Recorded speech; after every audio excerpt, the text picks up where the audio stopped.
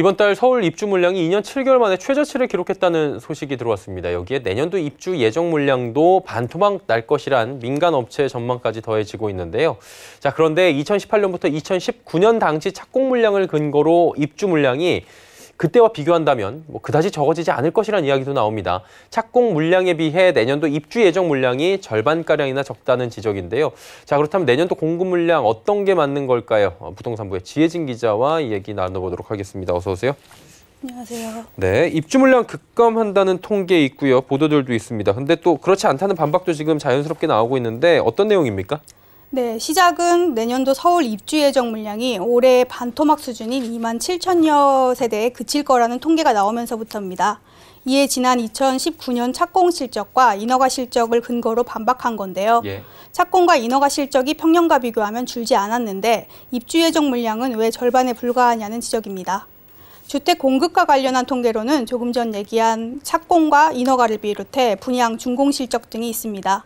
착공이나 인허가는 사업 초기 단계로 공급까지 이어지는데 약 2년에서 3년 정도가 걸립니다.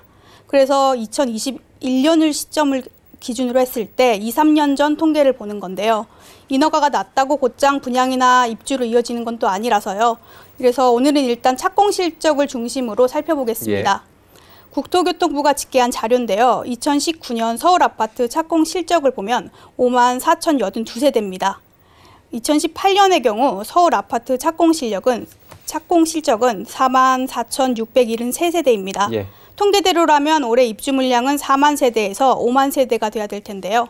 민간 시장조사 업체인 부동산 114는 지난달 내년도 서울 입주 예정 물량이 2만 6,940세대에 그칠 것으로 집계했습니다. 그러니까 저희가 오늘 말씀드리는 부분은 착공 실적에 기반해서 오늘 말씀드리고 있다는 점 다시 한번 좀 참고를 해주시면 좋을 것 같고요. 2018년도가 한 4만 5천 세대, 19년도가 5만 4천 세대 정도인데 올해 보니까 지금 입주 예정 물량이 2만 7천 세대가량이면 차이가 좀 있어요. 결과가 왜 이렇게 나온 겁니까? 네, 제가 부동산 114에 문의해보니 입주 예정 물량 통계는 아파트 입주자 모집 공고를 기준으로 집계한다고 밝혔습니다. 이미 2, 3년 전에 확정된 물량인 건데요. 다만 윤지혜 부동산 114 수석연구원은 후분양 단지나 공공분양은 통계에 반영되지 않았다고 답했습니다. 후분양이나 공공분양은 분양하고 몇 달 뒤에 바로 입주하기 때문에 현 시점에선 반영이 안 된 건데요.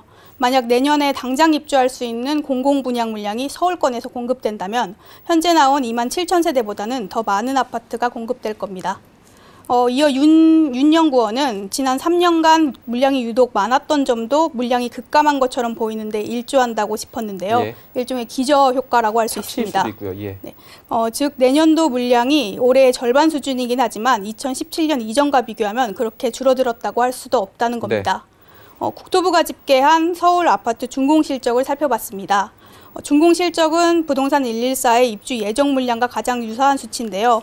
5만 3천여 세대가 준공된 2008년 이래로 4만 세대 이상이 준공된 사례는 없었습니다. 대개 2만 세대에서 3만 세대 정도가 매년 준공됐는데요. 2018년, 2019년 그리고 아직 준공 실적은 안 나왔지만 올해까지가 평년보다 많이 공급된 해였다고 볼 수 있습니다. 또 한 가지 유념해야 할 게 서울 아파트 착공 실적에 2019년이 5만 4천여 건으로 유독 높았다는 점인데요. 이때 통계에는 서울권에서 메머드급으로 꼽히는 단지죠.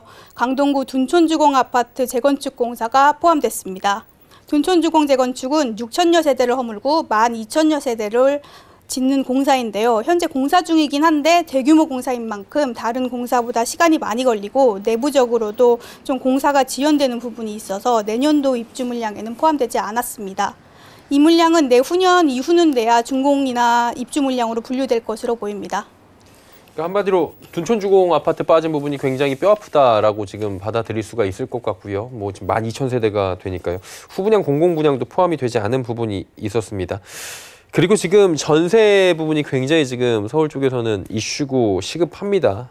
신규 전세 구하는 수요자들이 어렵다라는 얘기가 연일 보도가 되고 있는데 입주 물량이 어느 정도인지 알아야지 좀 이게 해결이 될 것 같은데 전세 공급도 그래야지 좀 늘 것 같고요. 이 부분은 어떻습니까? 네, 그렇습니다. 그런데 이번 달 서울 입주 물량은 55세대가 입주했던 지난 2018년 4월 이후 가장 적은 수준입니다.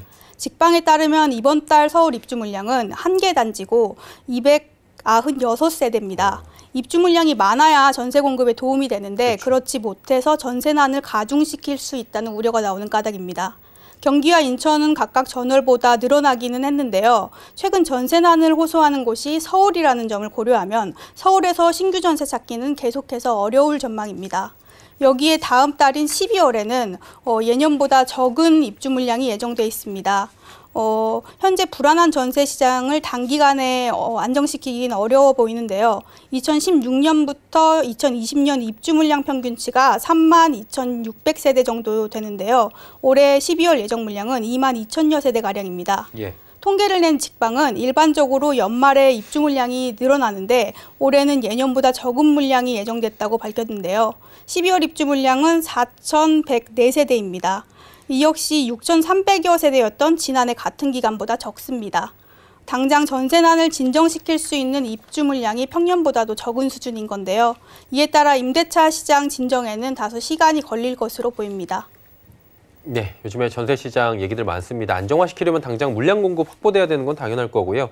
뭐 서울 노원, 마포, 용산 등의 택지가 마련됐는데 준공까지는 지금 시간이 꽤 걸릴 테니까 임대차 시장 안정을 위한 단기책 분명히 좀 필요할 듯 보입니다. 지혜진 기자와 함께했습니다. 고맙습니다. 감사합니다.